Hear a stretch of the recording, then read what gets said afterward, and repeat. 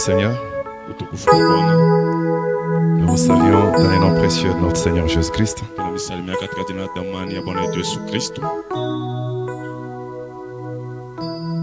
Et nous apprécions que vous soyez venus si nombreux ce soir pour écouter la parole de Dieu.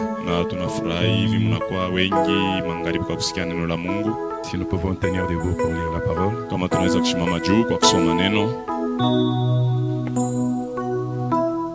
Nous allons revenir sur notre texte de base.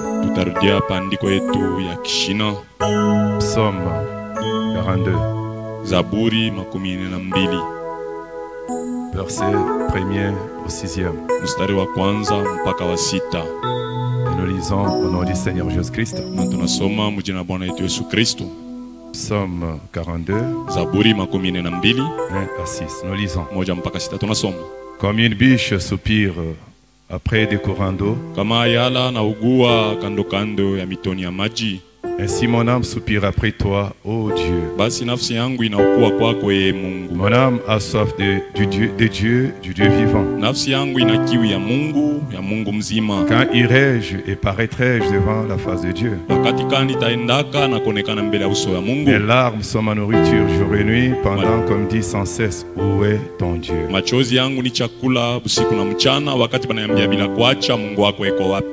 Je me rappelle, David se rappelle des moments glorieux qu'il a eu à passer avec le Seigneur. Et là, c'est un David rétrograde. Je me rappelle avec effusion du cœur quand je marchais entouré de la foule et que je m'avançais à sa tête vers la maison de Dieu, au milieu des cris de joie et des actions de grâce d'une multitude en fête. Pourquoi t'as battu mon âme et gémis-tu au-dedans de moi? Espère en Dieu. Malgré qu'il est tombé trop bas, il garde confiance. Il dit mon âme espère en Dieu, car je le louerai encore. Pourquoi encore? Parce que c'était le cas auparavant. Maintenant il est tombé, mais il espère. Il croit dans un relèvement. Il croit dans un rétablissement, une restauration. Il est mon salut et mon Dieu. Mon âme est abattue au-dedans de moi. Aussi c'est à toi que je pense depuis le pays du Jourdain, depuis l'Hermon, depuis la montagne de Mitsir. Je vais prier. Seigneur, béni sois-tu. Merci pour ces moments glorieux que tu nous donnes. Éternel Dieu des armées, je voudrais, ô Dieu, que ceci soit le moment indiqué pour que, ô Dieu Tout-Puissant, quelqu'un te reçoive, pour que quelqu'un arrive à t'expérimenter. Seigneur notre Dieu, donne un sens, ô mon Dieu, à cette réunion par ta présence. Jésus, envoie ton Saint-Esprit. Dieu d'amour, Dieu de miséricorde, comme David, nous crions vers toi, nous qui sommes rétrogrades. Tu sais, frère Branham dit que nous rétrogradons chaque jour. Et chaque jour, nous avons besoin de toi, Seigneur. Viens maintenant bénir la lecture de la parole et parle à ce peuple.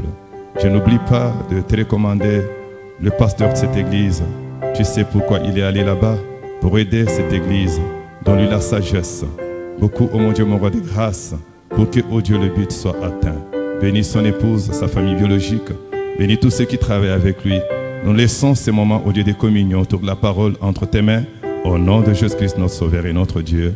Amen. Amen. Que Dieu vous bénisse. Amen.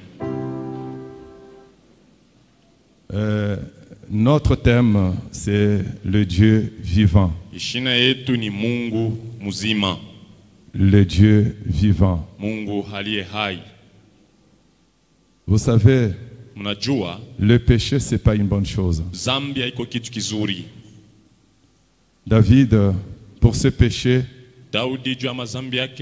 il a vraiment souffert. Il a même été détrôné par son propre fils. Lui, le roi, il s'est retrouvé dans la brousse, fuyant devant Absalom, un produit de ses entrailles. Il est sorti de ses entrailles. Mais là, c'est le roi qui est en fuite. Le péché, ce n'est pas une bonne chose. Ça nous amène plus bas. La Bible dit tout se paye ici-bas. Et quand Frère Branham prend ce texte-là, il dit que vous pouvez demander pardon à Dieu. Dieu va vous pardonner certainement, mais il va vous le faire payer, pas au ciel, sur la terre. Et ce n'est pas à vous de déterminer de quelle manière il va vous le faire payer. Il peut toucher à la vie de votre femme. Il peut toucher à la vie de votre enfant. Il peut toucher à vos affaires. Le choix lui revient. Mais pourtant vous êtes pardonné.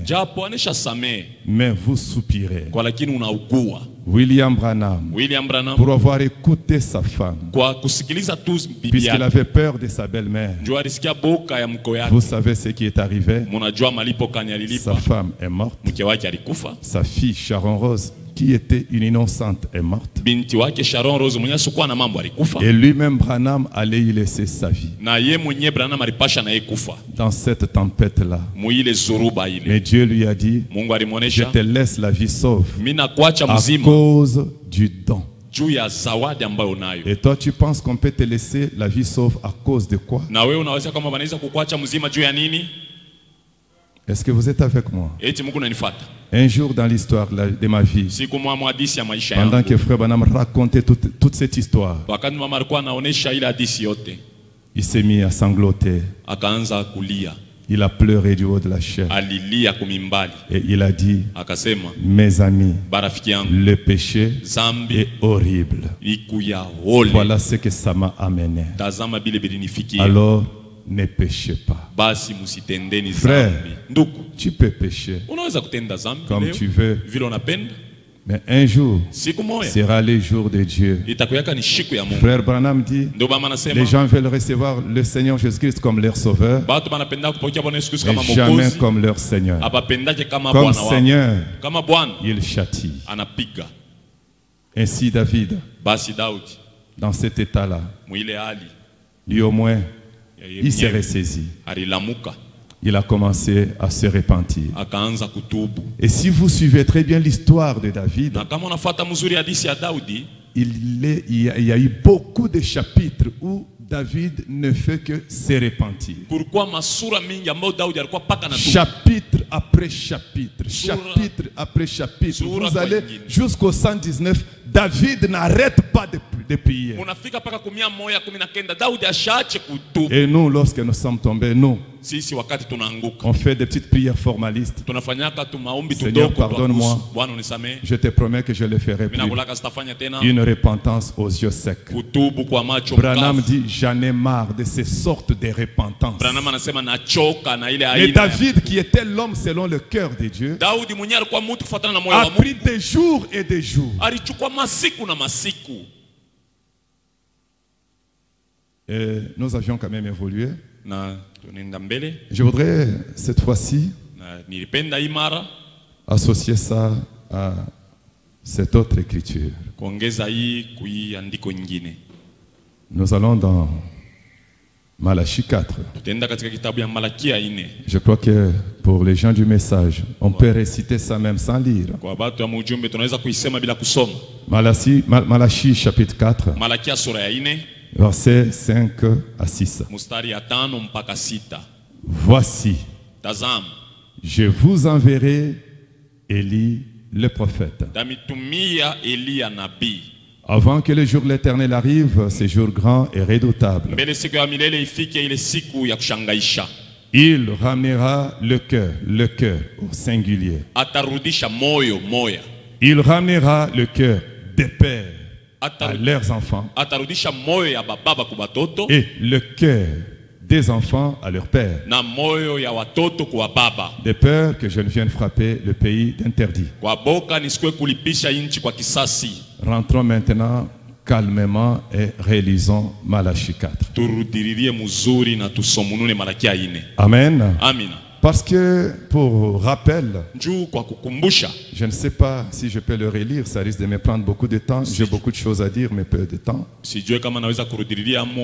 que je vais en finir avec ces sujets ce soir. Je reprends très rapidement le christianisme contre l'idolâtrie. 17 décembre 61 au point 191 191. Nous sommes rendus participants de sa sainteté. Nous qui sommes à son image, nous sommes vivantes du Dieu vivant. Et alors, c'est là que je vous avais fait remarquer que David qui cherchait, qui dans son âme cherchait un Dieu vivant. Et avec le prophète ici, on est en train de comprendre c'est quoi chercher le Dieu vivant. Ce n'est pas le chercher dans les tiroirs. Ce n'est pas le chercher dans les églises. C'est quoi chercher le Dieu vivant? Dieu il a toujours été dans sa parole. Parce que lui-même étant la parole. Alors qu'est-ce que nous comprenons? Mon âme a soif du Dieu vivant. Ça veut dire que nous, comme David, nous voulons être des images vivantes de ce Dieu vivant. C'est ça, avoir soif du Dieu vivant. C'est que je devienne une image vivante du Dieu vivant. Et nous avions compris. Ça veut dire que je deviens moi-même un Dieu vivant. Parce que l'homme a été fait à l'image de Dieu. Et Frère Branham dit, ça veut dire que l'homme a été fait Dieu sur la terre. Pour les lions, pour les léopards, pour le serpent, le Dieu vivant, ce n'était pas Jéhovah. C'était Adam qui était le chef de la nature. Et fils de l'homme veut dire héritier de la terre. Amen. Et au 7e jour, Dieu se reposa de toutes ses œuvres. Et l'homme devint une âme vivante. Au 7e jour, l'homme devint une âme vivante. L'homme peut vous dire, maintenant, je sais que je parle à l'église du message. Amen. L'homme peut dire, maintenant, je prends tout esprit sous mon contrôle. L'homme peut dire, maintenant, je vous tourne le dos. Ce n'est pas moi. J'étais votre frère il y a quelques instants. Pourquoi? Parce que Dieu s'est reposé. Maintenant c'est le troisième poule. Le troisième poule engage l'homme. Le troisième poule n'engage pas Dieu. Parce que Dieu a travaillé dans l'objectif de trouver l'homme de confiance. Et quand il trouve l'homme de confiance, il se repose. Et mon Jésus, quand il est venu à l'est, qu'est-ce qu'il a dit? Les oiseaux du ciel ont leur nid, les renards ont leur tanière, mais le Fils de l'homme, pourquoi il parle du Fils de l'homme? Il n'a pas dit le Fils de Dieu, mais le Fils de l'homme n'a pas d'endroit où reposer. Pas ses pieds, pas son bassin, pas sa hanche, pas son dos. Il n'a pas besoin de dormir. Il n'a pas d'endroit. Je ne sais pas si je parle à une église. Il n'a pas d'endroit pour reposer sa tête. Et pendant le les âges de l'église, quand Jésus devait partir, il a dit, il vous est avantageux que je m'en aille. Encore un peu de temps et le monde ne me verra plus. Réfléchissons. On va revenir à Malachie. Réfléchissons un tout petit peu. Jésus est là. Parce que n'oubliez pas, Jésus ne fait pas partie des âges de l'église. Il fait partie de l'âge alpha.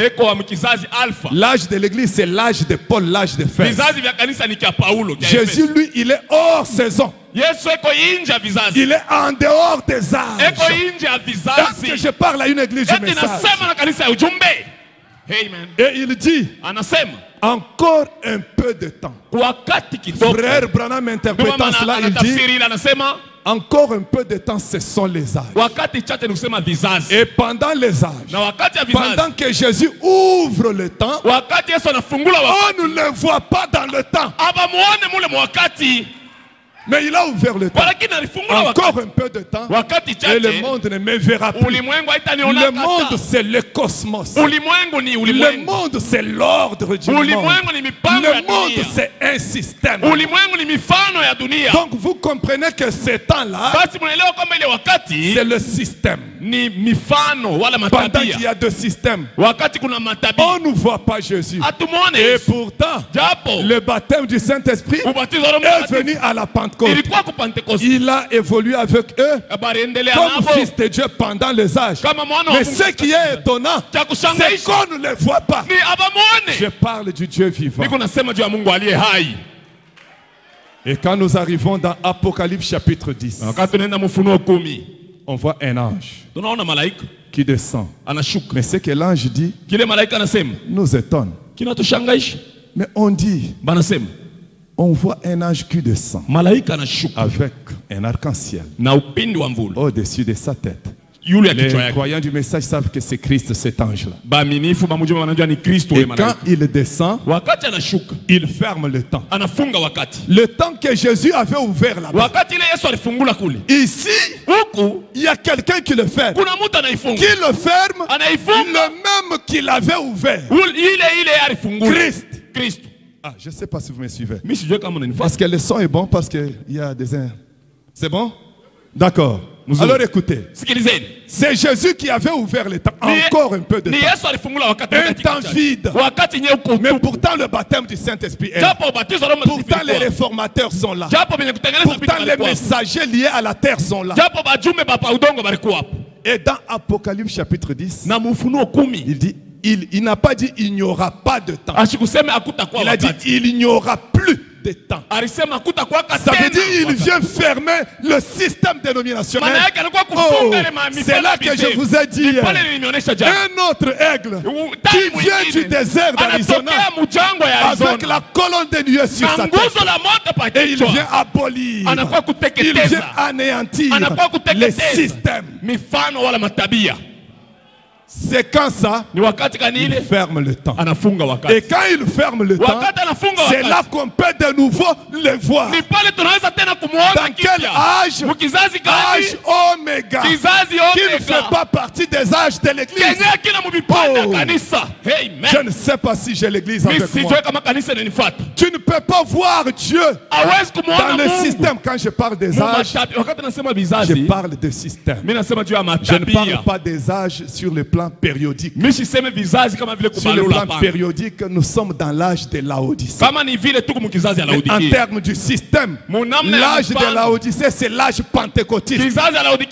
L'épouse ne vit pas là-dedans. Amen. Ah, que je lise une citation, mais vous allez me prendre beaucoup de temps. Écoutez, quand il ferme le temps, c'est là qu'on peut le voir. Frère Branham dit souvent, il dit, remarquez, il y a un vous, vous me verrez. Il y a un vous, vous me verrez. Et voir, ce n'est pas regarder, voir, c'est comprendre, voir, c'est saisir.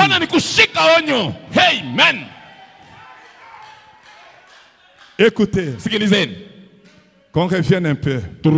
Vous comprenez que ici, On nous montre que nous devenons des images vivantes. C'est pourquoi je vous ai ramené un peu là-bas dans la Genèse, dans le jardin d'Éden.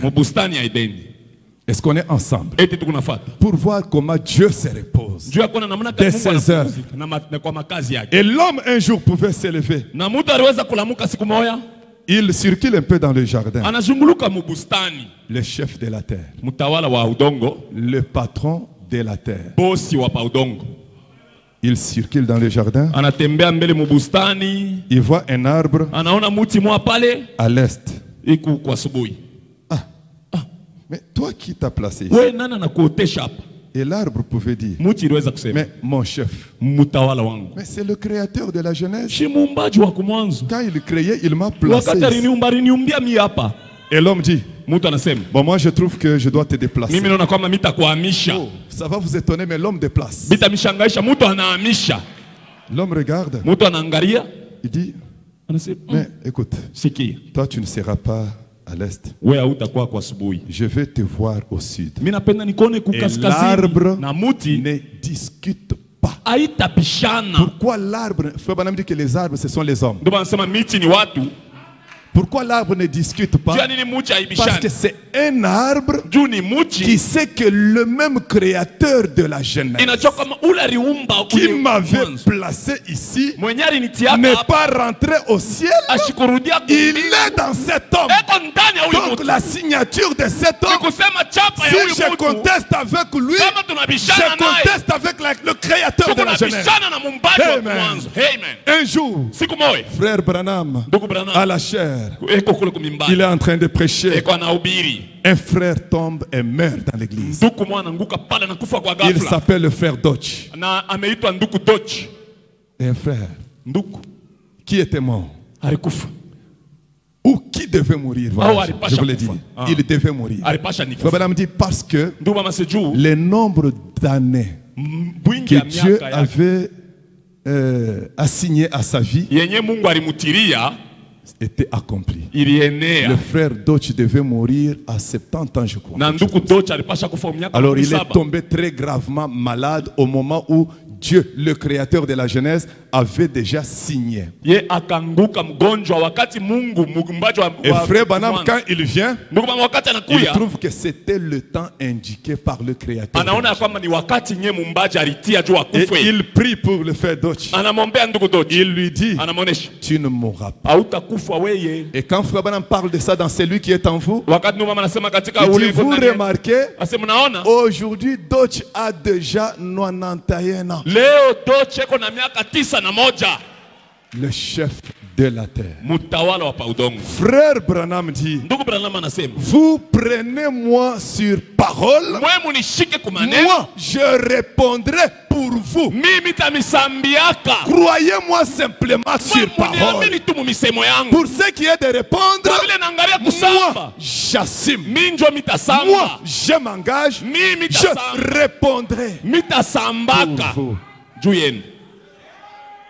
Et voilà maintenant, puisque nous parlons du Dieu vivant, et nous avons dit que c'est la parole devenant réelle en vous. C'est ce que nous avions lu, n'est-ce pas? Pour ceux qui étaient là le mercredi. Mais maintenant la question est celle-ci. Comment cette parole-là doit arriver chez toi? Elle quitte le ciel, elle vient chez toi. Dieu n'agit pas comme ça. Et il n'a jamais agi comme ça. Parce que, écoutez, quand il a fermé les temps, et quand Christ descend, il est furieux. C'est un juge suprême. C'est ce que Frère Branham dit. Branham, quand il parle de la nuée, il dit le juge suprême. Donc il ne vient pas blaguer, il vient pour vous détruire. Parce que vous ne méritez pas de vivre. Mais gloire à Dieu, parce que sur la montagne, il y a quelqu'un. Et quand Dieu vient et qu'il entre dans cet homme-là, il change du juge, il devient l'agneau de Dieu qui est le péché du monde. Oh, je pensais que ça allait réjouir les croyants. Je pensais que ça allait réjouir les croyants. Frère, vous pouvez écouter. La sainteté que nous parlons là. Dans les noces de l'agneau, frère Branham dit, même les saints anges de Dieu sont sales essuyés devant sa sainte présence. L'ange qui n'est pas né d'un homme et d'une femme, essuyé devant Dieu. Mais on nous dit, nous, on devient participants de sa sainteté. Amen. Amen. Et frère Branham dit, beaucoup d'hommes que Dieu a eu à utiliser dans son royaume, ce sont les gens qui ont eu à commettre beaucoup de gaffes. Quand vous prenez en termes de pourcentage, beaucoup d'hommes que Dieu a utilisés, frère Branham dit, ce sont des gens qui avaient de grandes faiblesses. Je dis à quelqu'un de ne pas regarder à ses faiblesses, parce qu'on s'identifie à notre agneau, l'agneau de Dieu qui ôte le péché du monde. Mais alors il faudra savoir où le trouver. Écoutez ça. Malachie chapitre 4.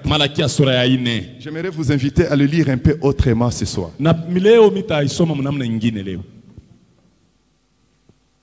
C'est la tripartite de Dieu ici. La tripartite de Dieu. Écoutez, voici. Vous avez besoin d'un Dieu vivant, n'est-ce pas? Comme une biche soupire. Alors Dieu aussi vous dit, voici. Parce que la biche la court vers des courants d'eau. Quand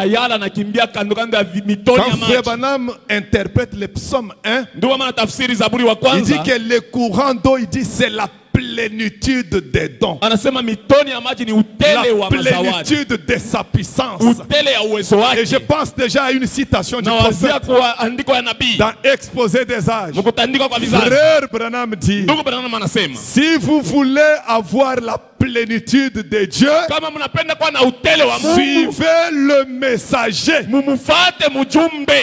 Amen. Ah, écoutez, beaucoup n'ont pas dit amen parce qu'ils pensent que la notion de la plénitude elle est un peu vaste. Mais pour vous aider, la plénitude, on l'a définie sur le plan quantitatif et sur le plan qualitatif. C'est toujours la plénitude. Quand tu as une portion de Dieu en toi, Frère Branham dit, tu as tout Dieu. Parce que une cuillerée de l'océan renferme tous les éléments de l'océan. Alors maintenant, dites amen quand je dis, si vous voulez avoir la plénitude de Dieu, suivez qui? Pas le pasteur Eli. Pas le pasteur Eli. Suivez le messager. Oh. Alors écoutez. Voici. Je. C'est la première personne. Et la deuxième personne, vous. La troisième, Élie. Voilà comment Dieu vient dans la condescendance. Le Dieu vivant que nous voulons voir ce soir, il est condescendant. Et son terminus, c'est le vous. Voilà pourquoi Branham parlant de vous, il a dit, je vous ai tous vus là-bas. Et frère Branham explique le vous c'est quoi, ou le tous c'est quoi. Quand on dit tout Israël sera sauvé, ça ne veut pas dire chaque juif, mais on a dit tout Israël. Branham dit il s'agit de 144 000. Oh, ne rêvez pas. Le vous tous là, c'est une catégorie de gens.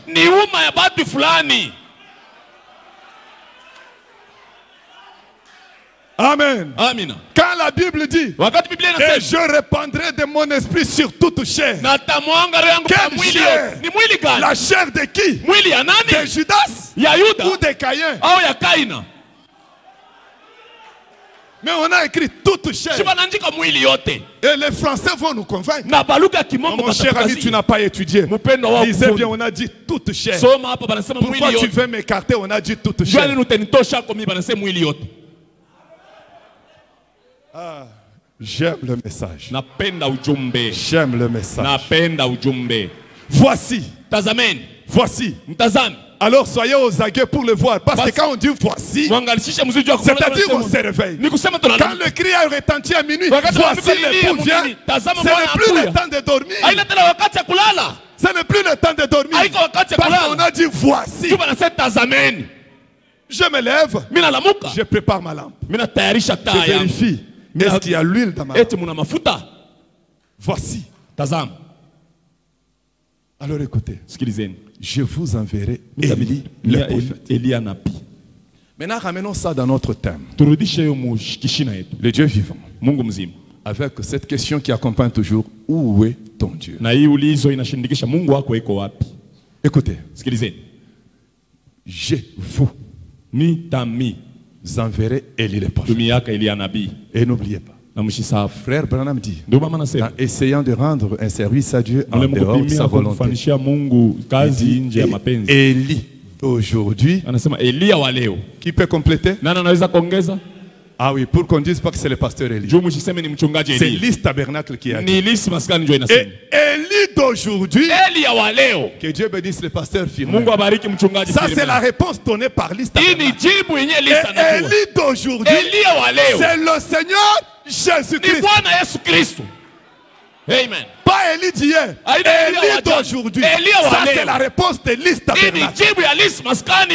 Élie d'aujourd'hui, c'est le Seigneur Jésus-Christ. Et pourtant nous avons parlé de la tripartite. C'est lui-même, le Dieu créateur. Le Jéhovah de l'Ancien Testament est devenu Jésus dans le Nouveau. Et il promet de nous envoyer. Comme tante Jemima demandait à Dieu, envoie-moi Élie. On a parlé de ça le mercredi. Seigneur, envoie-moi Élie. Seigneur, envoie-moi Élie. Mon fils, son fils, Frère Branham dit que son fils était un chrétien mais rétrograde. Il avait péché, c'est pourquoi Dieu voulait lui ôter la vie. Alors la femme représente l'église. La femme se jette dans la brèche. Seigneur, pour que mon fils vive. Il n'a pas dit envoie-moi Jésus. Envoie-moi Élie. Et ne s'est pas contredit. Parce que Élie d'aujourd'hui, c'est le Seigneur Jésus-Christ. Et quand elle a fini de prier, elle a laissé son problème dans la maison. Elle a laissé son fils alité dans la maison.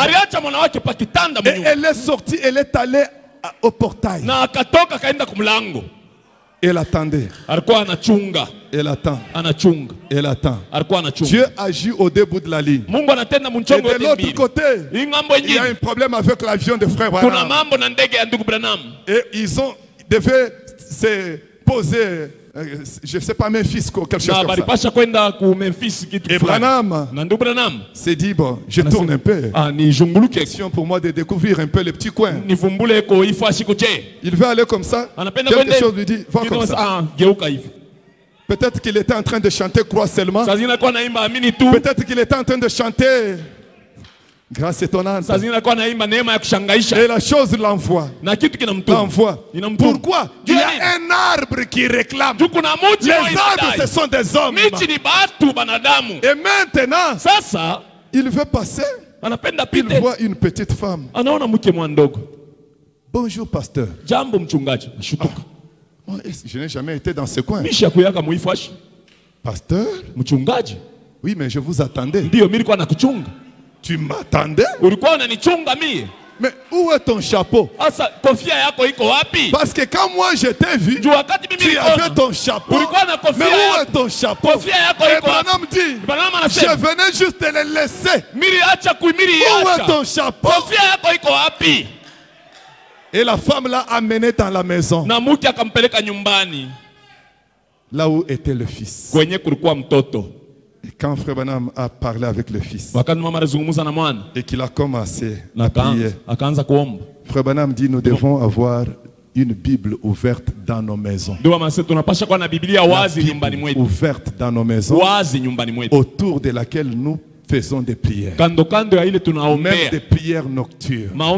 On lit un passage, on prie. Et Frère Branham dit, il a aimé quand il a trouvé dans la maison de cette femme-là une Bible ouverte. Et quand Branham commence à prier, le garçon disait, il fait sombre dans la pièce. Il fait sombre dans la pièce. L'ombre de la mort était déjà là. Pour l'amener.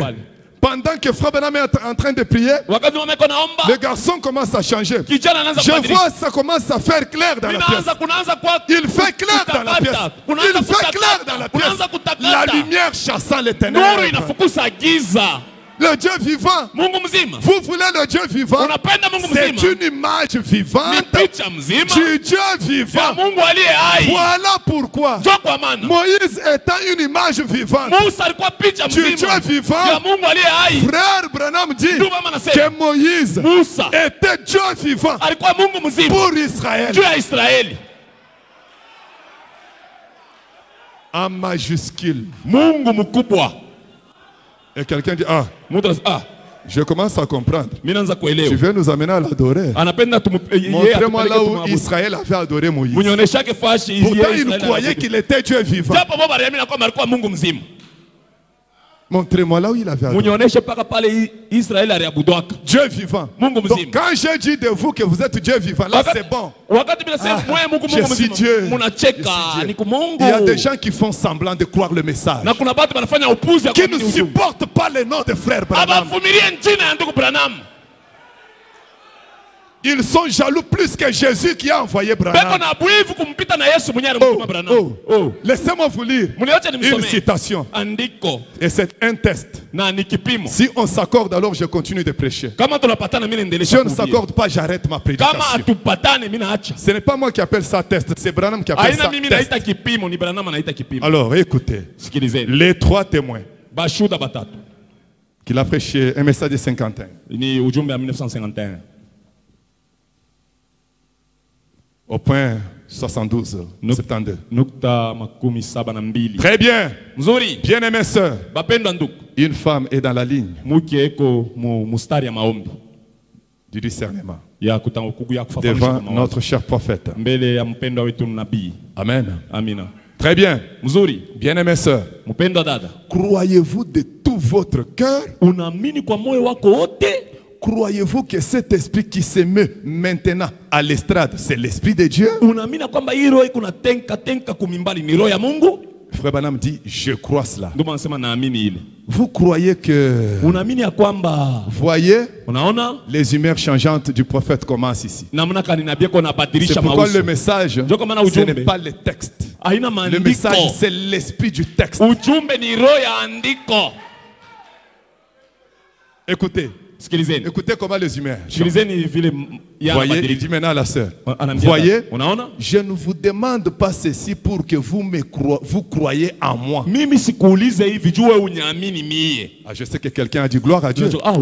Je cherchais cette citation. On nous a tellement bouché les oreilles avec croyez un homme, croyez un homme. Mais ça c'est quoi? C'est la citation. Tu as ta citation. C'est aussi ma citation. Mais est-ce qu'on peut évoluer? Il dit, je ne vous demande pas ceci pour que vous croyiez en moi. Mais voici ce que l'ange du Seigneur, la première chose qu'il m'a dite. Pourtant il vient de dire, je ne vous demande pas ceci pour que vous croyiez en moi. Et il renvoie cela à l'ange. Voilà ce que l'ange m'a dit. Et l'ange parle. Je suis envoyé de la présence de Dieu, du Dieu Tout-Puissant, pour t'annoncer. Ça concerne Branham. Pour t'annoncer que ta naissance et ta vie particulière, c'est pour indiquer que tu dois apporter un don de guérison divine au peuple du monde. Et il a dit, l'ange toujours, si tu es sincère, si tu es sincère et que tu amènes les gens à te croire, rien. Rien. Ce soir, je dis rien. Rien, c'est rien. Rien. Rien ne résistera à ta prière. Est-ce qu'on peut évoluer?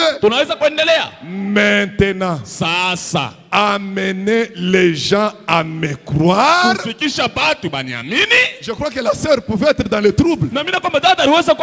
Je suis où là? Il croit finalement quoi? C'est quoi finalement sa position? Les humeurs changeantes.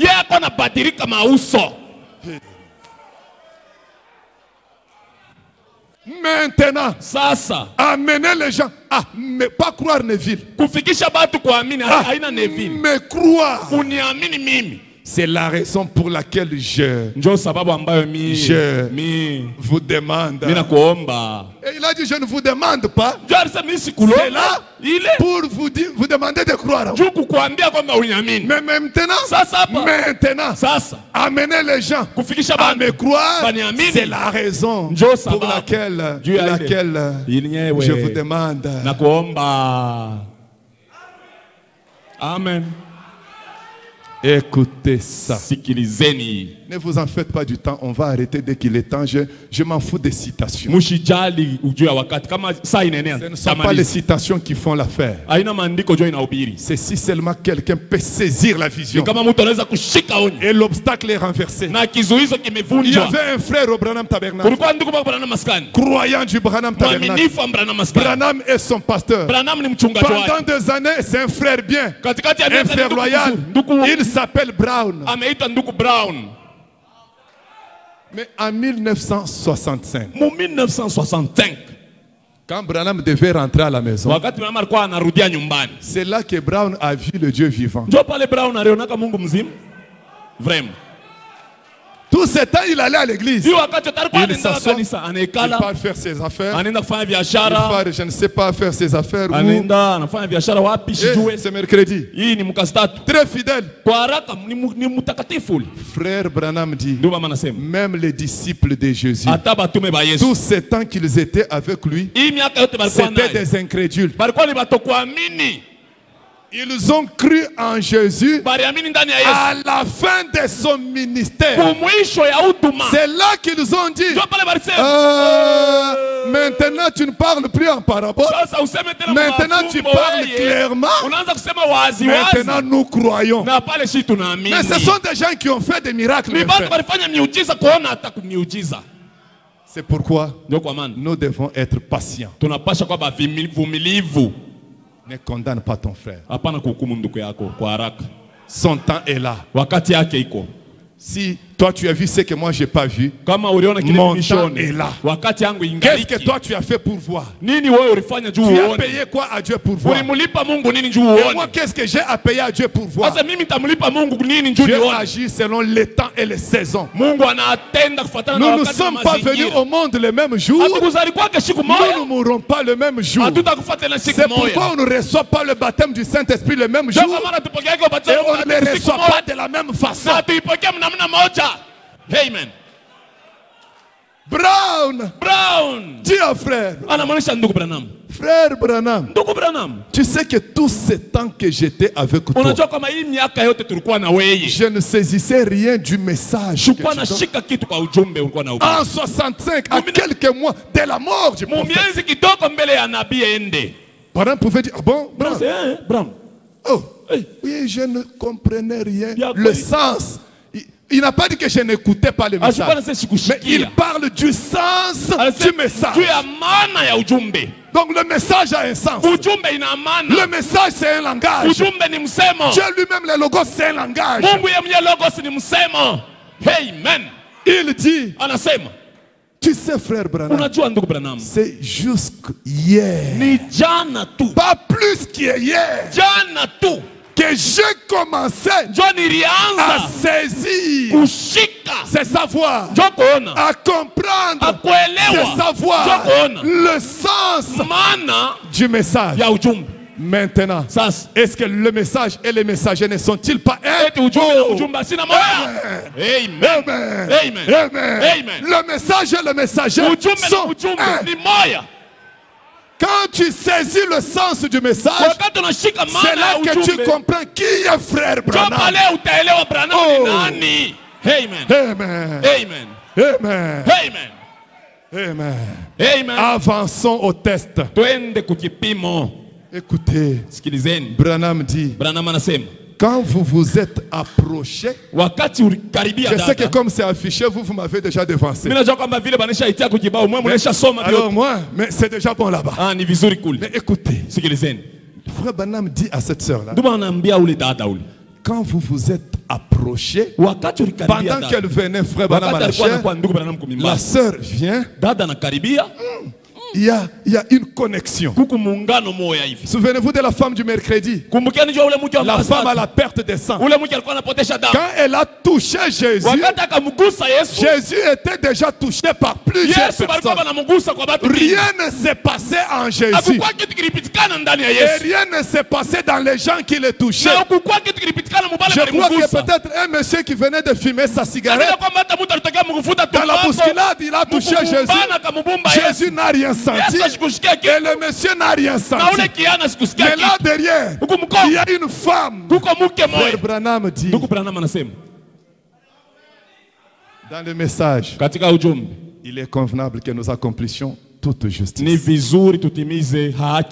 crois au paragraphe 94 ou 95. Il dit, pour le message, vous devez vous frayer votre propre chemin. Ah non, c'est là que moi je supporte pas que quelqu'un me distraise ou m'amène dans la distraction. Non. Sur cette voie, un appel individuel. On s'est connus, amis, connaissances, parents, même si c'est mon père. Je n'admets pas de distraction. Je me fraye mon chemin. Mon chemin. Amen. Et la femme s'est frayée son chemin. Elle a bousculé quelqu'un. Et la personne dit, mais pourquoi tu me bouscules? Moi aussi je suis venu voir Jésus, non? Tu penses qu'il n'y a que toi qui es venu le voir? La femme ne répond pas. Elle a un besoin. Elle a un problème. Je sais qu'il y a une femme qui a un problème ce soir. Elle bouscule. Elle pousse là-bas. Elle arrive. Elle trouve une occasion. Quand elle touche, vibration en Jésus, vibration dans la femme, la profondeur appelle à la profondeur. Oh, j'aime le message. J'aime le message. J'aime le message. Mon frère, as-tu déjà eu cette vibration? Branham dit, quand vous recevez le baptême du Saint-Esprit, vous devez connaître l'heure, l'endroit. Même si vous vous fâchez, c'est ça le message. Vous devez connaître l'heure, l'endroit, le moment et les effets que cela a laissé sur vous. Au point que quand on pose la question, tu l'as reçu quand et comment, je n'ai pas besoin de raisonner. Et d'ailleurs, quand je commence à en parler, c'est comme si je revivais la même chose. Je sens des secousses et mon âme réagit. Je ne vois pas le cerf-volant, mais je sens qu'il y a quelqu'un. Je sais qu'il y a quelqu'un. Je sais. C'est pourquoi je dis, où est ton Dieu? Quand est-ce que tu as eu tes dernières vibrations? Quand est-ce que tu as ressenti tes dernières vibrations qui t'ont ramené sur les bancs du pénitent? Là où tu viens pleurer, gémir. Les chrétiens aujourd'hui, c'est du formalisme. Vous savez, frère Branham dit, si le diable n'arrive pas à réussir à vous éloigner de Christ, il va alors vous garder dans l'église tout en vous rendant fanatique. Ah, les autres, lui il a quitté l'église. Chez tout quoi. Depuis l'école de dimanche. Chez tout quoi. Un fanatique. C'est pas ça le problème. Le problème, la vibration du cœur. Oh, j'aime ça. La vibration du cœur. Le christianisme, c'est une vibration du cœur. Et allant de baptême en baptême, de gloire en gloire, de puissance en puissance, de témoignage en témoignage, écoutez, de joie en joie. Amen. Alléluia. Écoutez, je vais arriver au test, mes frères. Je vais arriver au test. Quand vous vous êtes approché, écoutez, Branham, j'ai senti. La personne approche. Mais Branham sent. Quand vous vous êtes approché, j'ai senti un esprit accueillant. Est-ce qu'il y a quelqu'un qui peut avoir un esprit accueillant dans la parole ce soir? Si vous avez un esprit accueillant, de recevabilité, un esprit réceptif, oh, la même chose qui est arrivée à cette femme doit se produire. Dieu ne change pas. Je crois. Je crois. Je crois. Je crois. Quand vous vous êtes approché, j'ai senti un esprit accueillant. Accueillant quoi? Un esprit de foi. La femme s'approche. Elle croit que Frère Branham est prophète. Et Branham l'a aidé. Au-delà de croire qu'il est prophète, de croire vraiment en lui. En lui l'homme. Croire qu'il est prophète. J'ai suivi le bishop Lambalam. Ils lisent les brochures. Je ne sais pas si je risque de le diminuer. Il est archibishop ou bien bishop Polemewa. C'est archibishop. Moi, je l'ai suivi moi-même. Il dit, dans cet âge, parce qu'il combattait Francis Tatou. Francis Tatou qui disait qu'il est prophète. Alors l'archibishop dit, dans cet âge, le seul prophète que Dieu a envoyé, mon épouse est là, nous étions avec elle à la télé. Archibishop dit, dans cet âge, le seul prophète que Dieu a envoyé, c'est William Branham.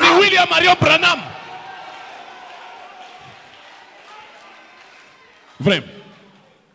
Et vous croyez que il va être dans le ciel de Branham parce qu'il a dit ça? La foi a des dimensions, mes frères. La foi a des degrés, mes frères.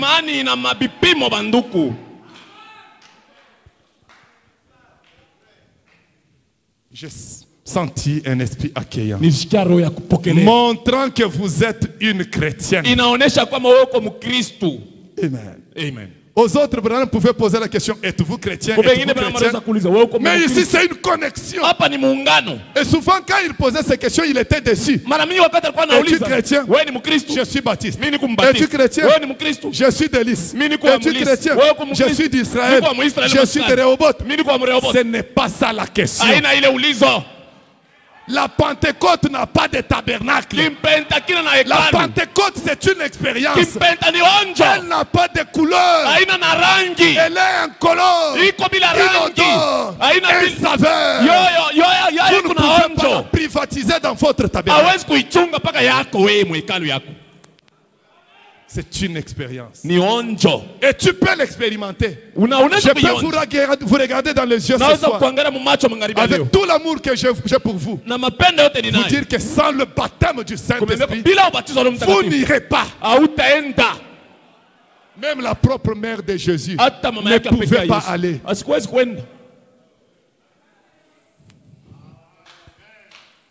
Alléluia. Amen. J'ai senti un esprit accueillant, montrant que vous êtes une chrétienne. Je sais que vous croyez donc en Dieu. La femme croyait en Dieu. Elle croyait dans le Saint. Ça, c'est moi qui ajoute. Elle croyait dans le Saint-Esprit.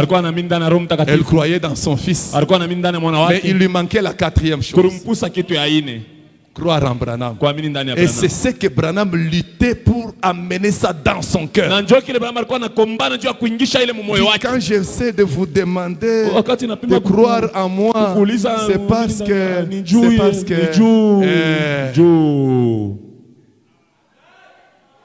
et quand la femme a saisi ça, suivant, je sais que vous croyez donc en Dieu. Alors, la chose suivante. Tu crois en Dieu, on ne refuse pas.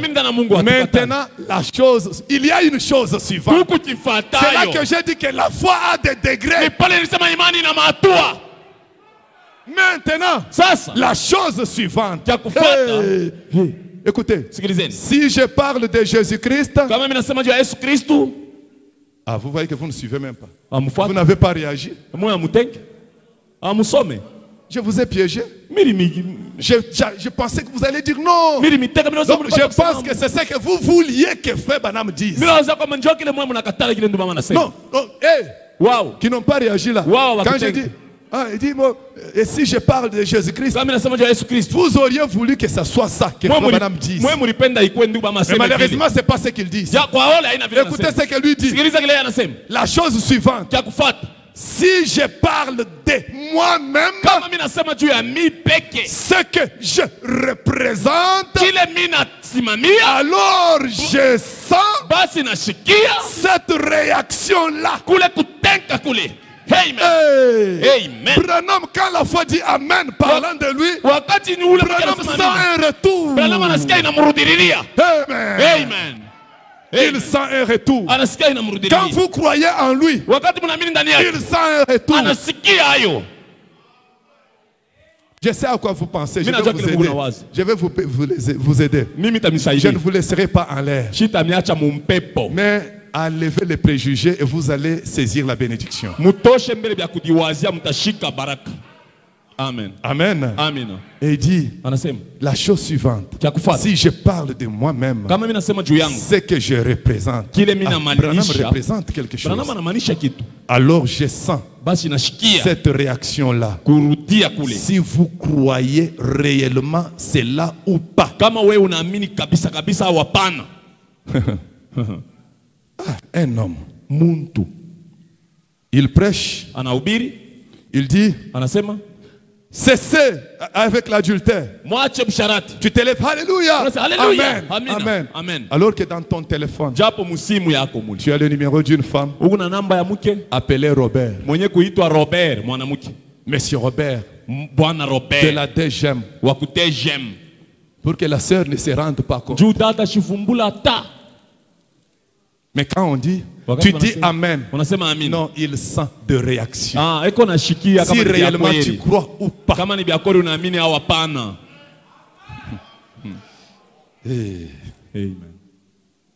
Je sais à quoi vous pensez. Laissez-moi d'abord. Alors je sens cette réaction-là. Si vous croyez réellement ou pas. Branham dit, ce n'est qu'un test. Donc le test, c'est quand Branham parle de lui-même. Ce n'est qu'un test. Et il dit, mais vous croyez que je suis son prophète, n'est-ce pas? En effet. Parce que vous croyez tout ça. En effet, votre maladie du cœur.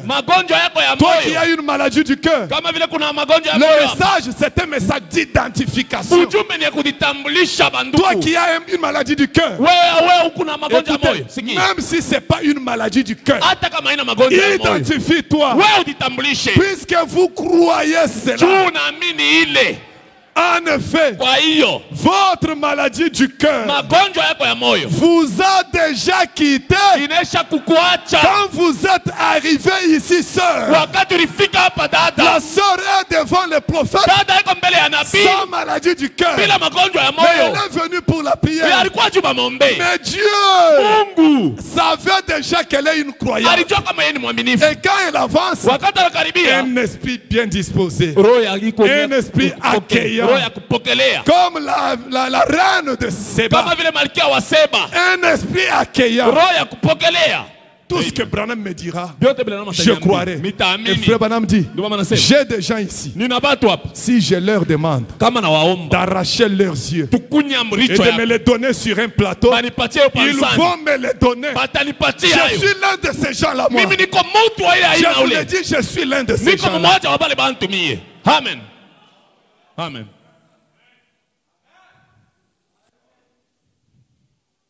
Écoutez, votre maladie du cœur vous a déjà quitté. Quand vous êtes arrivé ici seul, vous pouvez quitter l'estrade étant guéri. Il n'y a pas de prière. Hein? Pas de prière. Vous pouvez quitter. Vous pouvez quitter l'estrade étant guéri. Ce n'est pas que votre maladie vient de vous quitter. Puisque déjà vous croyez, la maladie vous a quitté avant que vous n'arriviez. J'aimerais dire à quelqu'un que ta situation compromettante là t'a quitté avant que tu n'arrives en ce lieu. J'aime le nom de Jésus. Amen. Vous aimez un deuxième témoignage? Et après je prends la dernière citation. Parce qu'aujourd'hui nous parlons de Malachi 4. Il faut le croire. Et le croire à la manière de Malachi 4. Parce qu'on peut croire le message à la manière baptiste, à la manière témoin de Jéhovah. Mais on croit le message. Je vous demande de le croire à la manière de Malachi 4.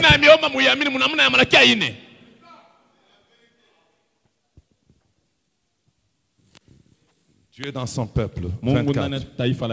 Suivez encore ça. Il va davantage appuyer la première idée. Et quand Jésus vint, aucun mortel ne pouvait dire qu'il était un guérisseur. Jésus-Christ n'a jamais dit qu'il était un guérisseur. N'est-ce pas? Qu'est-ce qu'il a dit? Il a dit, ce n'est pas moi qui fais les œuvres, c'est mon Père qui demeure à moi. C'est lui qui fait les œuvres. Est-ce juste?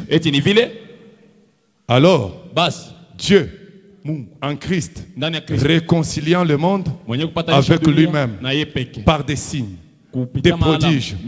Il avait les signes. Là, l'identification d'un Messie, du Messie. Et cela a prouvé sa qualité de Messie. Écoutez là où je voulais vous amener. Et si je vous parle ce soir, si je vous dis que Dieu a fait une certaine chose par un don, je ne parlerai pas du don. Celui-ci parlera de lui-même. Et si je vous parle de Christ, croyez ce que j'ai dit. Si c'est conforme à la Bible. Quand Branham nous parle de Christ, nous croyons, nous disons Amen. Il est le Fils de Dieu. Amen. Il est le seul Dieu adorable. Jésus-Christ, le seul Dieu adorable. Amen. Si tu en as un autre, ta place n'est pas ici. Jésus, le seul Dieu adorable. C'est comme ça que Branham nous a parlé de Jésus. Lui-même l'a adoré. Maintenant, écoutez. Là où les bas blessent. Là où les bas blessent. Et si, en retour, Christ parle de moi, alors, croyez Christ. L'homme parlant de Christ, il termine. Ah, il y a un retour. Christ aussi parle de l'homme. L'homme pointant vers Christ, Christ pointant vers l'homme. Vous voulez le Dieu vivant.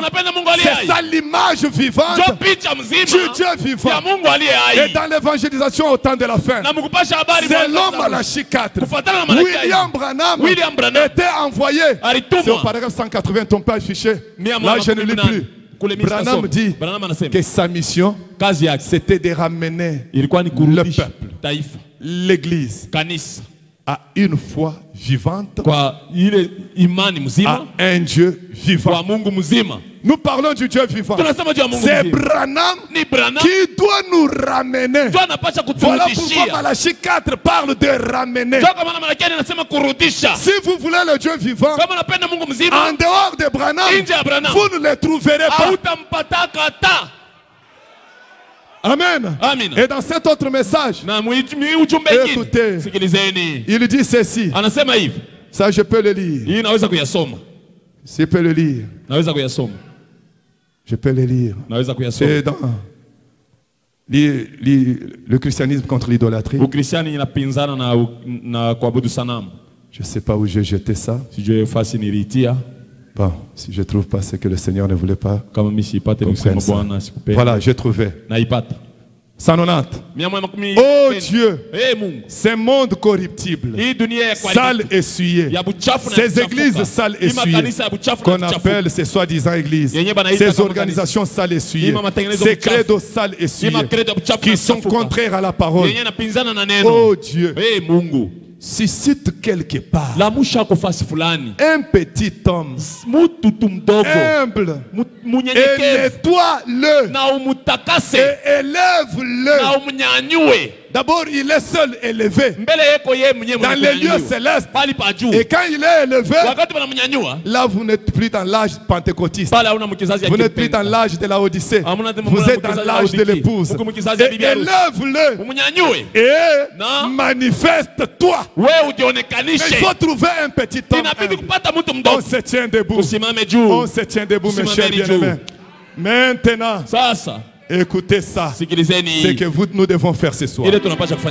La voix du signe. La voix du signe. 51 à 52. J'ai laissé tomber beaucoup de citations où il montre que c'est lui qui doit ramener le Dieu vivant au peuple. Quelqu'un en a besoin, j'en ai toujours ici. Je vais toujours donner. 51. Il dit, c'est un message de 64. Voyez-vous ce qu'il va faire? Il a attiré son attention. Il parle de Moïse. Il a maintenant il a sa parole. Il va la donner au prophète Moïse. Car c'est là et sera toujours la manière dont il parle. C'est ainsi qu'il l'a fait au commencement. C'est ainsi qu'il le fait maintenant. Il le fait toujours de la même manière. Vous voyez, la parole vient au prophète. Et Moïse était le prophète. Et il dit alors prophétiser qu'il allait faire sortir Israël. Il n'a pas dit comment il allait le faire, mais il allait le faire sortir d'Égypte. Écoutez. Et puis il avait entendu leur cri. Qui ça? Dieu. Comme David aussi criait. Mon âme a soif du Dieu vivant. Le peuple d'Israël criait aussi. Mon âme a soif de la liberté. Mon âme a soif de la terre promise. C'est ça le cri du peuple. Nous en avons assez du fouet de l'Égypte. Écoutez. Et Dieu, il avait entendu leur cri, leur gémissement et leur prière. Est-ce que toi tu as crié? Est-ce que toi tu as gémi? Est-ce que toi tu as prié? Et combien de temps? Et de quelle manière? Écoutez, ils attendaient seulement Dieu, le peuple. Écoutez, de l'autre côté, Dieu les attendait. Tu as un problème. Tu attends Dieu. Je t'informe que Dieu aussi t'attend. C'est qu'il trouve que ta foi n'a pas encore touché la cible. Ta foi n'est pas encore une foi positive. Une foi positive, c'est quoi? Ce n'est pas adorer Branham. Une foi positive, c'est de croire que le créateur de la Genèse, le Dieu des esprits des prophètes, est dans cet homme chauve. Il a placé une partie de son nom en lui. C'est croire simplement ça. Et quand je prie, je sais que c'est le Dieu de Branham qui me répond. Écoutez, ils attendaient seulement Dieu. Dieu les attendait. Il avait son prophète là dans le désert. Comment Dieu vous attend? Il avait son prophète dans le camp. Et ils attendent Dieu. Et Dieu les attend. Il les attend comment? Il avait un prophète appelé Moïse. Amen. Écoutez. Mais il attendait seulement que le peuple appelle ou l'appelle à entrer en action. Pourtant vous priez, vous gémissez, mais il dit qu'il attend que vous l'appeliez en action. Est-ce qu'il y a quelqu'un qui peut l'appeler en action ce soir? Écoutez 52. Je crois qu'il fait la même chose aujourd'hui. Qu'il attend que son église appelle cela sur la scène. Où est le Dieu de John Charit? Où est le Dieu d'Ati Wright? Où est le Dieu de Florence? J'ai un problème. Où est le Dieu de Tante Gémiment? J'ai un problème. Seigneur, envoie-moi Élie. Et moi aujourd'hui, est-ce que j'ai besoin de dire Seigneur, envoie-moi Élie? Parce que Élie est déjà là. Mais qu'est-ce que je dis à Dieu? Seigneur, j'ai reçu ton Élie. Élie d'aujourd'hui, c'est le Seigneur Jésus-Christ. C'est là où je voulais vous récupérer. Ça veut dire quoi? Ça veut dire que le je, voici je vous enverrai. Élie le prophète, le je lui-même entre en Élie. Amen. Jésus a dit, comme le Père m'a envoyé, moi aussi je vous envoie. Et frère Branham dit, comment le Père l'avait envoyé? Le Père était entré en lui. Et si vous croyez frère Branham, mais vous négligez le Seigneur Jésus-Christ, vous êtes foutu mon frère. Vous êtes dans la merde. Mais il faut reconnaître, comme nous le voyons là-bas, le jeu en lui, c'est comme ça qu'il faut croire les choses. Amen. Pourquoi il n'y a que cette photo que nous mettons dans nos églises? Il y a des photos de Frère Branham en jeans. Pourquoi on ne les met pas? Parce que le jeu n'est pas remarquable. J'aime le jeu. Et quand Branham vous envoie Élie, quand vous recevez Élie, le même Dieu vient en vous. Vous devenez aussi Dieu vivant. Et la Bible dit, parce que nous croyons, alors nous parlons. Donc ce soir on parle. On ne prie pas, on parle. Et je termine la citation. Je crois qu'il fait la même chose aujourd'hui. Qu'il attend que son église appelle sur la scène, afin que lui puisse agir. Notre première citation était que tout vrai croyant fait voir Dieu agir. Moi-même j'ai des problèmes. Je veux le voir agir. Aussi longtemps que nous serons dans ce monde, il va en finir avec un problème et il laisse se créer un autre pour que tu l'appelles encore jusqu'à ce que nous quitterons la terre. Et moi je continuerai toujours à croire. Amen. La promesse d'aujourd'hui est prête. Mon frère, lise tabernacle. La promesse d'aujourd'hui est prête. C'est quoi la promesse est prête? Il y a un prophète dans le camp. La promesse d'aujourd'hui est prête. Mais il doit amener les gens à prier et à gémir comme les autres l'ont fait là-bas. Alors la chose entrera en scène. On va prier.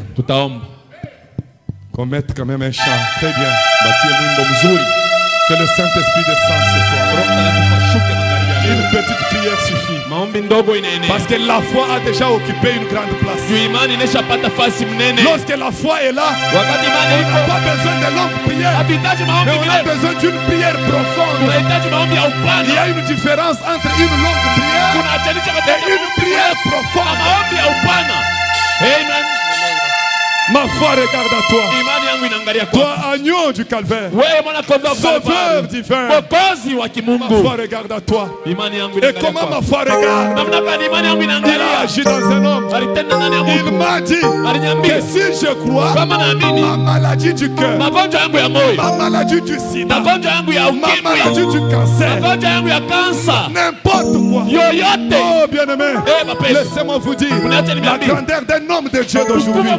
Un jour, une jeune fille était simplement bien habillée. Bien habillée. Et Frère Branham la regarde. Elle avait une maladie. Frère Branham apprécie simplement son habillement. Ah, tu es bien habillé. Et la fille est guérie. Quel puissant prophète nous avons. Quel puissant prophète nous avons.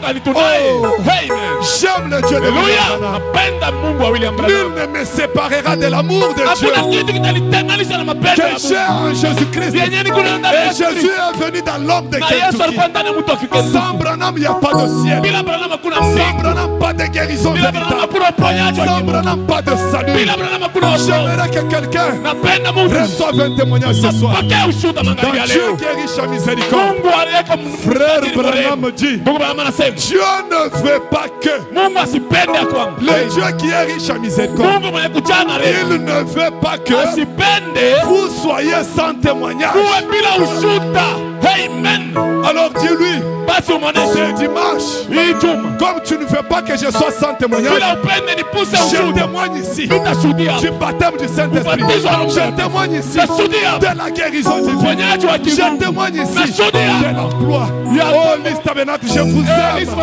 Je vous aime. Je vous aime. Je vous aime. Ma foi regarde. Amen.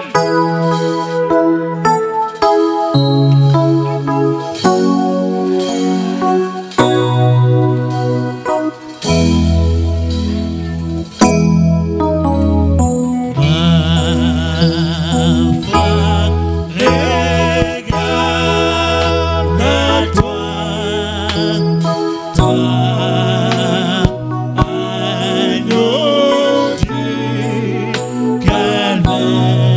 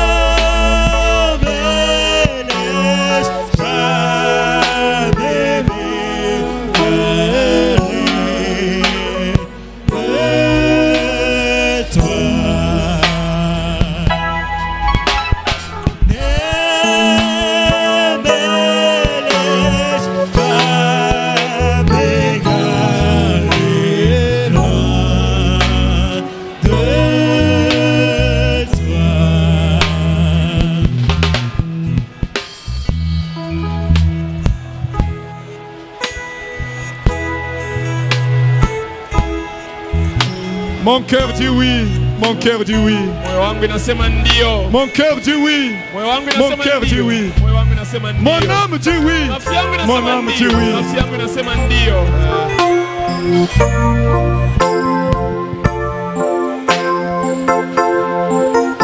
Mon cœur dit oui. Oh oui. Oh oui. Seigneur, mon cœur dit oui. Oh, mon cœur dit oui. Mon cœur dit oui. Oh oui. Oh oui. Seigneur, mon cœur dit oui. Oh oui. Oh, mon cœur dit oui. Mon cœur dit oui. Oh oui. Oh oui. Seigneur, mon cœur dit oui. Oh oui. Oh, ma vie dit oui.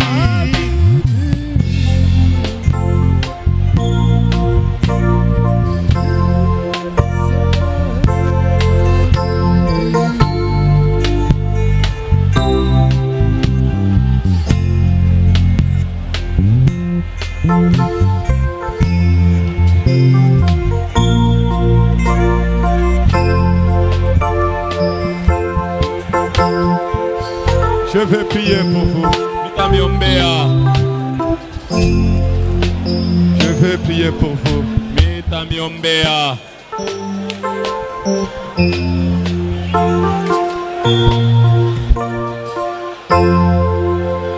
Lève ta main, tu as un besoin.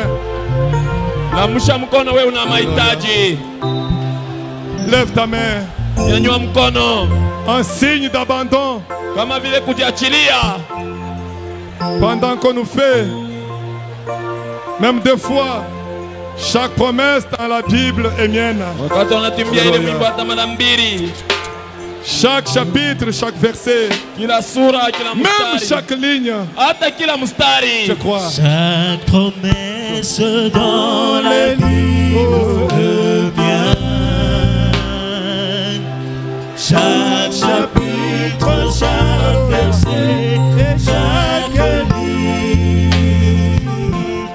Oui, je crois en l'amour divin. Chaque promesse dans les livres. Encore une fois, chaque promesse. Oh, Que ton cœur me dise. chaque promesse dans les livres est bien. Chaque chapitre, chaque verset, chaque ligne. Oui, je crois en amour divin. Chaque promesse dans les livres est bien. Je vais prier, suivez la prière. Suivez la prière. Vous n'avez qu'à garder votre main levée vers le Seigneur. Moi-même, je lève la mienne vers le Dieu vivant, les vertus vivantes identifiées dans un homme. Dieu Tout-Puissant, Créateur des cieux et de la terre. Je n'ai pas besoin de dire beaucoup de choses parce que tu l'as déjà fait. Seigneur Jésus, toi le Dieu de William Marion Branham, nous vivons un temps où un autre livre d'actes du Saint-Esprit doit être rédigé ici à l'Is Tabernacle. Regarde mes frères, regarde mes soeurs. Seigneur Jésus, ils ont chacun un besoin, peut-être pour lequel ils ont prié, gémi, crié. Mais aujourd'hui, peut-être qu'ils n'avaient jamais pris conscience de la chose. Et nous venons comme cette femme, avec un esprit bien accueillant. Qu'est-ce que nous accueillons? Nous accueillons Malachie 4. Nous accueillons Luc 17:30. Nous accueillons Apocalypse chapitre 10. Nous accueillons Jean 14:12. Nous accueillons Hébreux 13:8. Nous accueillons Hébreux 4:12. Seigneur, nous accueillons ta parole. Voilà pourquoi on parle d'Église tabernacle dans cette ville. Parce que c'est un peuple qui s'identifie à Malachie 4. Maintenant, comme ils croient, ils ont multiples besoins que je ne saurais pas énumérer ici. Parce que je ne les connais pas. Mais toi, le Saint-Esprit, qui compte les esprits, qui compte les pensées, qui sonde le cœur des gens. Dieu d'amour, Dieu de miséricorde. Envoie ta bénédiction sur ma soeur. Envoie ta bénédiction sur mon frère. Que celui qui était malade recouvre la bonne santé. Que celui qui était rétrograde reprenne conscience. Qu'il arrive à voir le Dieu vivant.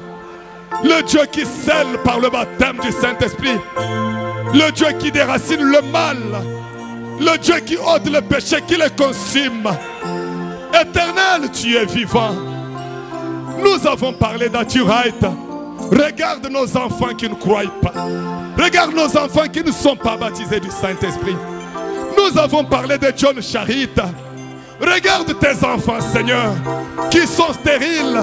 John Charit, quand il a reconnu, tu lui as ôté sa stérilité. Tu lui as donné les enfants. Et non pas seulement ça. Tu as fait de lui un multimillionnaire. Jéhovah Dieu. Les bénédictions sont pour les enfants de Dieu. Frère Branham dit que Dieu veut que ses enfants soient heureux. Ainsi je condamne la tristesse.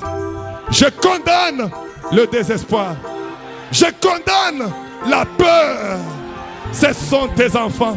Rachète-les. Éternel, comme au jour de la Pentecôte. Maintenant, Seigneur, baptise ma soeur du Saint-Esprit.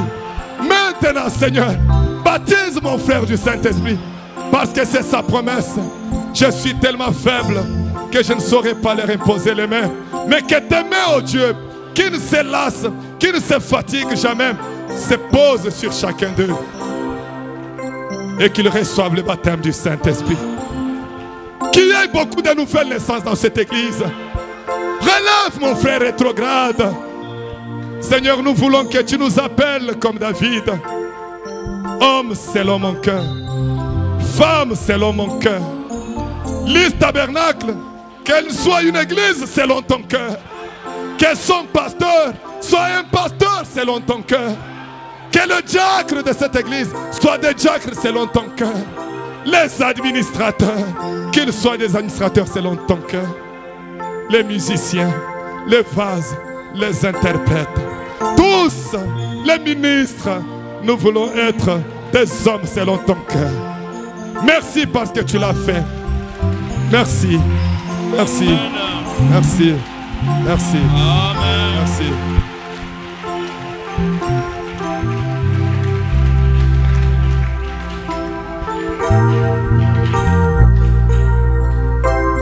Pendant qu'on s'apprête à passer au prélèvement des dîmes et des offrandes,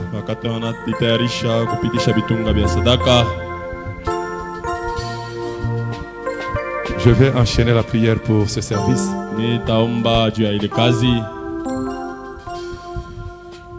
Éternel Dieu des armées, pour rendre complète notre adoration, pour rendre complet notre culte, nous devons, ô Dieu, recueillir, ô Dieu, les dîmes et les offrandes.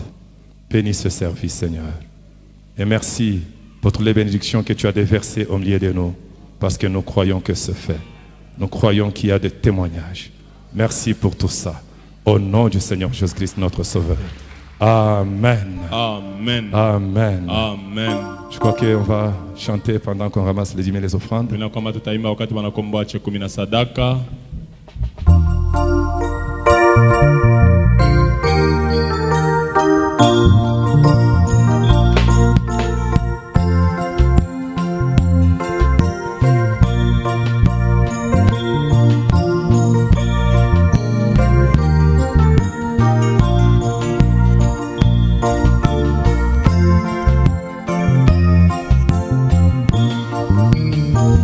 C'est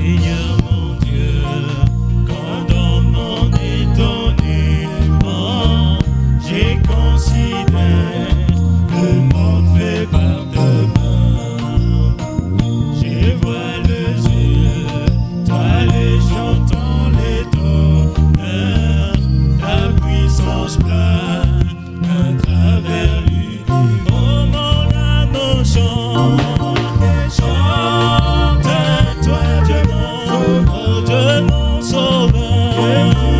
Oh, que tu es grand. Oh, mon âme chante à toi devant. Alléluia, que tu es grand, que tu es grand. Oh, mon âme chante à toi devant, de mon sauveur. Oh, que tu es grand, oh, que tu es grand. Chante à toi de mon sauveur. Que tu es grand, que tu es grand. Dans les bois, dans la forêt je marche, alors j'entends les doux chants des oiseaux. Quand je regarde du haut de la montagne, je sens les ruisseaux et je sens, oh, mon âme chante, chante à toi devant. Alléluia, oh, que tu es grand, oh, mon âme chante à toi de mon sauveur. Alléluia, que tu es grand, que tu es grand. Oh, mon âme chante à toi de mon sauveur. Alléluia, que tu es grand, que tu es grand, que tu es grand. Mon âme chante à toi de mon sauveur. Que tu es grand, que tu es grand. Entre vos yeux, tenez par main son Christ, il envoya mourir auquel mystère. Et sur le croix, joyeux portant mon fardeau, Seigneur mouru pour ôter mon péché. Oh, mon âme chante à toi de mon sauveur. Alléluia, que tu es grand, que tu es grand, que tu es grand. Mon âme chante à toi de mon sauveur. Alléluia, que tu es grand, que tu es grand. Mon âme chante à toi de mon sauveur. Alléluia, que tu es grand, que tu es grand, que tu es grand. Mon âme chante à toi de mon sauveur. Que tu es grand, que tu es grand. Voilà. Je crois qu'on en a fini avec la récolte des offrandes.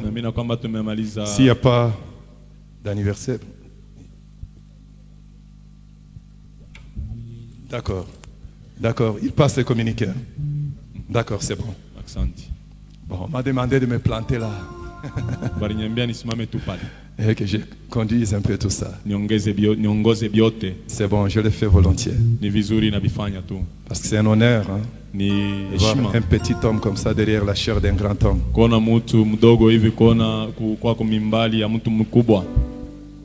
D'accord.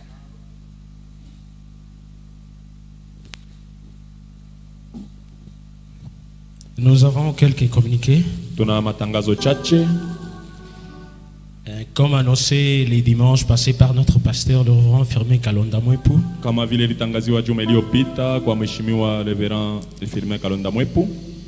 il est rappelé à chaque membre d'apporter la contribution pour la campagne.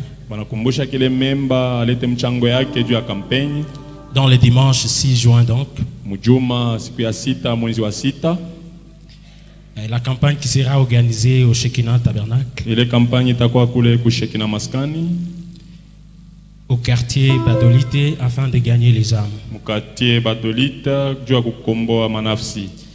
Et notre pasteur informe par la même occasion qu'il aura ordonné les mêmes dimanches dans les après-midi. Les pasteurs Joseph Kachunga dans son église, le tabernacle de la sagesse, situé au quartier industriel. Et dit que Dieu vous bénisse.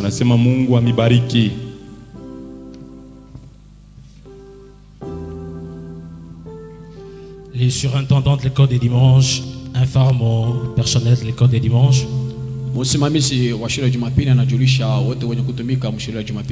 que les fiches de leçons pour le mois de juin sont disponibles.